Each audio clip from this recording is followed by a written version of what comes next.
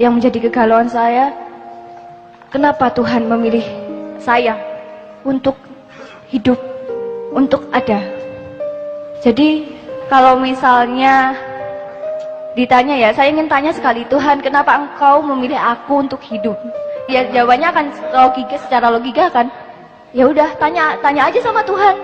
Tetapi kata Bapak Guru, saya harus tanya ke Simbah Guru. Dan mungkin saja bisa jawab. Terima kasih. Kasih. Kita niati aja karena sekarang tinggal 20 menit kurang. Kita niati maksimal sampai setengah 4 sisan. Saya harus singkat dan saya mohon izin Sabrang dan Mas Suko untuk ikut mengingatkan. Tapi saya pasti tidak akan saya uraikan terlalu mendalam. Jadi sehubungan dengan anak kita yang mengatakan kenapa saya yang dipilih gitu ya, kenapa saya, dengan semua pertanyaan eksistensial dia tadi, itu saya rentang luas seperti ini.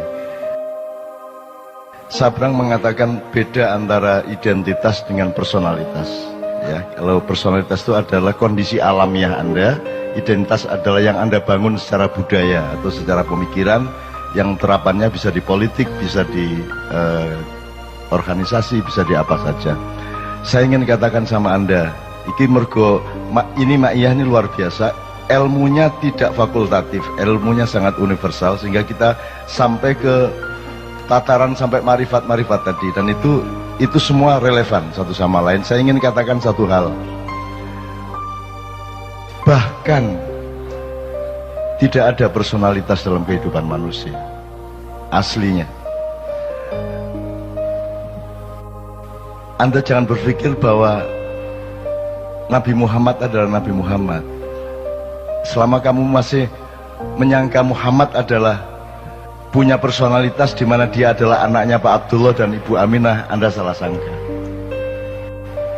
Kalau Anda menyangka saya adalah Muhammad Ainun Najib, itu sumber penderitaan Anda di masa yang akan datang, karena saya bukan Mbah Ainun Najib. Ya. Ini mungkin masih jadi pertanyaan Anda, tapi bisa lebono omonganku iku. Kok kon salah sangka kon? Aku dudu Ainun Najib. Ya. Muhammad bin Abdullah yang dikasih jatah 63 tahun itu pun cuma identitas sementara, bukan personalitas. Itu identitas, dia harus dilahirkan secara fisik dan harus dari bapak ibu tertentu karena ada keperluan untuk mendatangkan Al-Quran bagi seluruh umat manusia di bumi. Jadi itu identitas yang sangat sederhana dan hanya dibatasi 63 tahun. Kalau Anda bertanya siapa personalitas Muhammad, oh dia kalau mau dicari katakanlah ada personalitasnya, oh dia lahir sebelum Jibril, dia lahir sebelum Iblis, sebelum Kanzul Jannah, sebelum Al-Khoshi, sebelum As-Sajid, sebelum Ar-Roki, sebelum yang paling roki, orang yang paling menundukkan badannya kepada Allah, orang yang paling mensujudkan wajahnya kepada Allah, orang yang paling bisa dipercaya untuk menjadi penyebar kesejahteraan atau bendaharawan surga. Dia adalah juniornya Muhammad. Jadi Muhammad itu bukan yang Anda kenal di Arab itu. Yang Anda kenal di Arab itu adalah resonansi dari personalitas Muhammad. Lagi nek anjane kate runu tak dudui kok. Ya, jangan disangka Muhammad bin Abdullah itu adalah personalitas. Itu cuma tugas sementara. Dan hanya sebentar sekali, yaitu 63 tahun. Jangan disangka bahwa dia sebuah diri, dia hanya sebuah peran. Ya mas. Kalau dicari, oke, kalau masih ada personalitasnya, ya Nur Muhammad, cahaya Muhammad, Big Bang kata orang modern. Di mana Allah menciptakan cipratan cahaya yang kemudian menjadi kumparan-kumparan, terus kemudian membelah-belah menjadi planet-planet dan galaksi-galaksi, satelit-satelit dan matahari-matahari. Jadi Muhammad itu lahir sebelum alam semesta, Muhammad itu lahir sebelum Iblis, apalagi Jibril. Maka Jibril itu adalah juniornya Muhammad. Maka kapan saja Muhammad memanggil Jibril, Jibril akan datang. Bahkan Iblis yang disuruh berperan untuk menjadi musuhnya manusia dan musuhnya Muhammad itu bisa dipanggil, didawui, ditimbali oleh Muhammad kapan saja, dan apapun yang ditanyakan oleh Muhammad dijawab oleh iblis dengan sejujur-jujurnya. Kalau dia benar-benar musuh, dia tidak akan menjawab sejujur-jujurnya. Dia hanya berperan.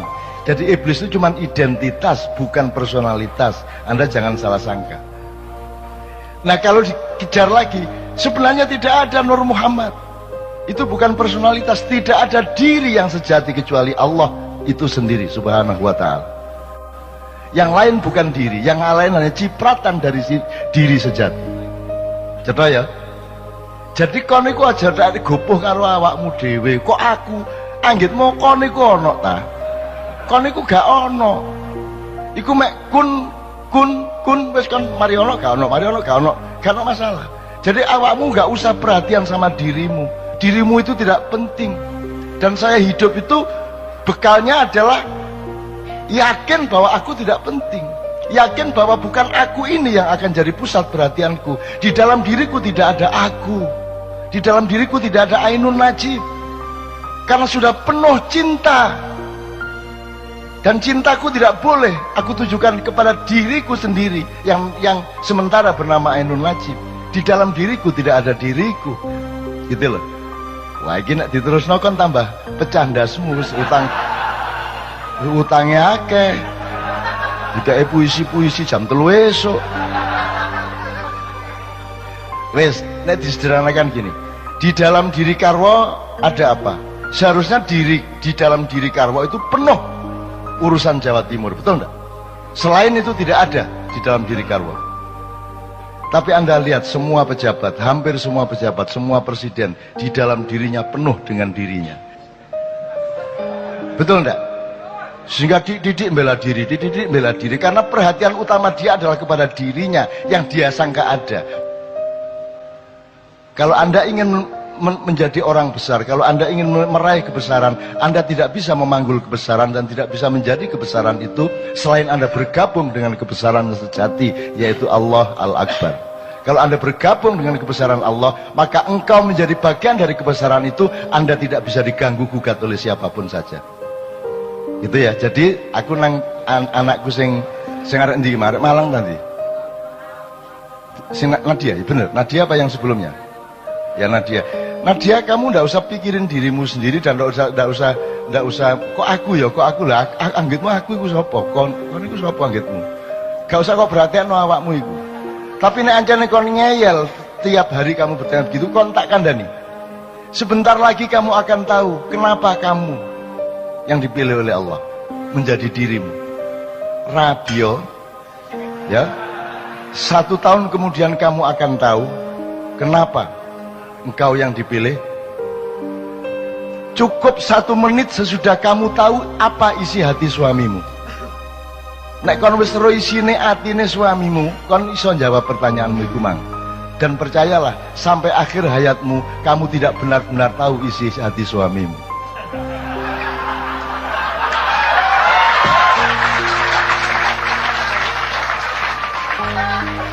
Wis ta aja adik percaya karo sapa-sapa kejaba karo Gusti Allah. Bojomu nuroni kon bayangno Luna Maya iku.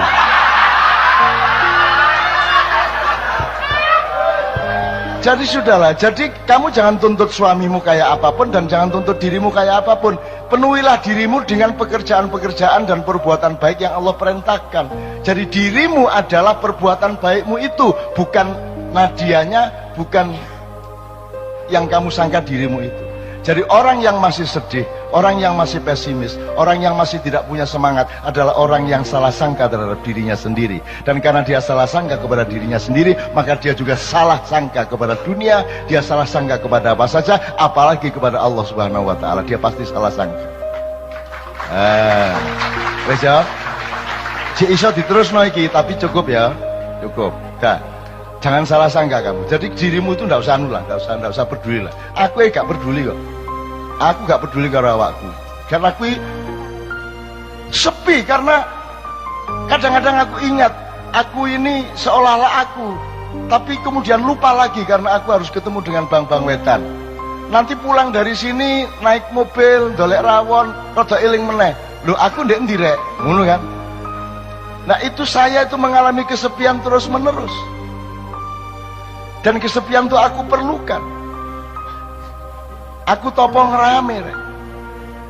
Kamu pikir kalau riuh rendah suara itu tidak sepi? Semakin riuh rendah semakin sepi. Kalau engkau berada di dalam dirimu yang sejati, yang jauh di lubuk jiwamu itu.